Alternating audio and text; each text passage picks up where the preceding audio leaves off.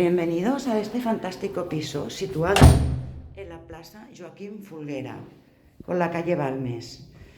Se trata de un piso que necesita algunas reformas, como el suelo, los baños, pero que el resto, los espacios son muy buenos. Tiene 3 habitaciones, en total son 83 metros cuadrados construidos. Aquí tenemos una pequeña galería. Esta sería la habitación individual.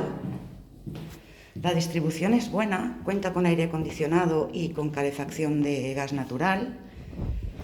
Este es el baño grande, es muy amplio, con bañera grande. Este espacio está hecho como para hacer un baño, tiene la instalación y todo, puede ser un aseo o despensa o lavadero, lo que se quiera. Aquí tenemos una cocina, está bien, está muy correcta. Las puertas están bien y las ventanas también, son de aluminio blanco.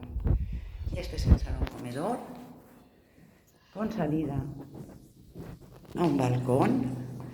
Da para la parte de atrás, con lo cual el piso es muy tranquilo. Aquí tenemos un segundo dormitorio, este es doble. Como veis es todo exterior.